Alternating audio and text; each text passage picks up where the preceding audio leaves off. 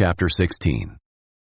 Now Korah, son of Izhar, son of Kohath, son of Levi, with Dathan and Abiram, sons of Eliab, and On, son of Peleth, sons of Reuben, took 250 prominent Israelite men who were leaders of the community and representatives in the assembly, and they rebelled against Moses.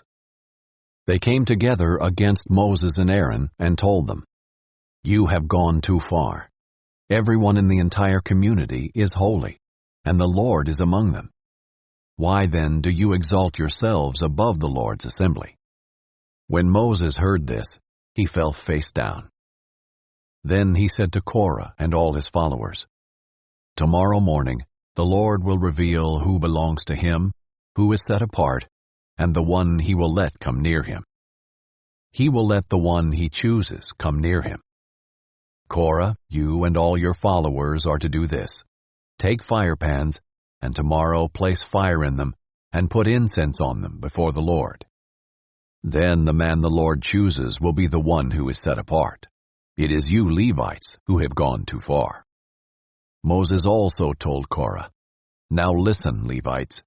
Isn't it enough for you that the God of Israel has separated you from the Israelite community to bring you near to himself, to perform the work at the Lord's tabernacle, and to stand before the community to minister to them?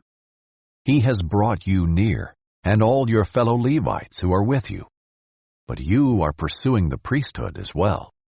Therefore, it is you and all your followers who have conspired against the Lord. As for Aaron, who is he that you should complain about him?" Moses sent for Dathan and Abiram, the sons of Eliab, but they said, "We will not come. Is it not enough that you brought us up from a land flowing with milk and honey to kill us in the wilderness? Do you also have to appoint yourself as ruler over us? Furthermore, you didn't bring us to a land flowing with milk and honey, or give us an inheritance of fields and vineyards. Will you gouge out the eyes of these men? We will not come." Then Moses became angry and said to the Lord, "Don't respect their offering. I have not taken one donkey from them, or mistreated a single one of them." So Moses told Korah, "You and all your followers are to appear before the Lord tomorrow, you, they, and Aaron. Each of you is to take his fire pan, place incense on it, and present his fire pan before the Lord. 250 fire pans. You and Aaron are each to present your fire pan also." Each man took his fire pan, placed fire in it, put incense on it, and stood at the entrance to the tent of meeting along with Moses and Aaron. After Korah assembled the whole community against them at the entrance to the tent of meeting, the glory of the Lord appeared to the whole community. The Lord spoke to Moses and Aaron, "Separate yourselves from this community, so I may consume them instantly." But Moses and Aaron fell face down and said, God who gives breath to all, when one man sins, will you vent your wrath on the whole community?" The Lord replied to Moses, "Tell the community, get away from the dwellings of Korah, Dathan, and Abiram." Moses got up and went to Dathan and Abiram, and the elders of Israel followed him. He warned the community, "Get away now from the tents of these wicked men. Don't touch anything that belongs to them, or you will be swept away because of all their sins." So they got away from the dwellings of Korah, Dathan, and Abiram. Meanwhile Dathan and Abiram came out and stood at the entrance of their tents, with their wives, children, and infants. Then Moses said, "This is how you will know that the Lord sent me to do all these things, and that it was not of my own will. If these men die naturally, as all people would, and suffer the fate of all, then the Lord has not sent me. But if the Lord brings about something unprecedented, and the ground opens its mouth and swallows them, along with all that belongs to them, so that they go down alive into Sheol, then you will know that these men have despised the Lord." Just as he finished speaking all these words, the ground beneath them split open.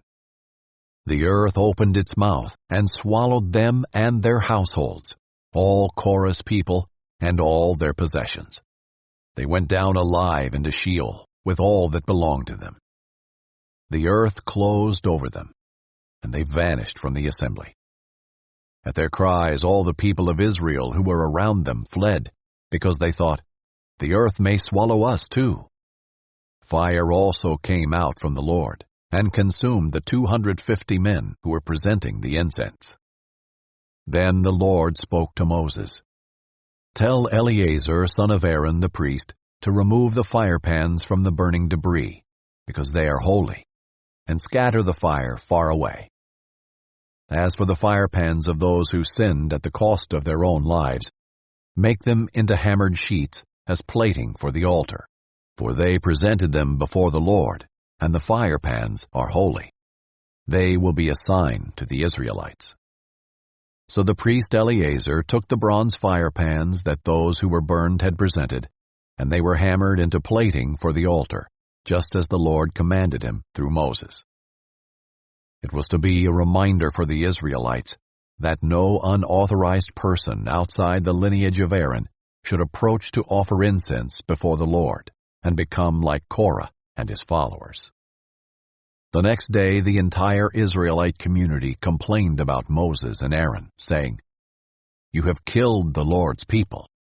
When the community assembled against them, Moses and Aaron turned toward the tent of meeting, and suddenly the cloud covered it, and the Lord's glory appeared. Moses and Aaron went to the front of the tent of meeting, and the Lord said to Moses, "Get away from this community, so that I may consume them instantly." But they fell face down. Then Moses told Aaron, "Take your fire pan, place fire from the altar in it, and add incense. Go quickly to the community and make atonement for them, because wrath has come from the Lord. The plague has begun."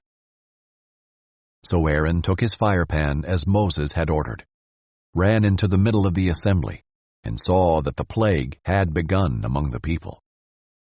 After he added incense, he made atonement for the people. He stood between the dead and the living, and the plague was halted.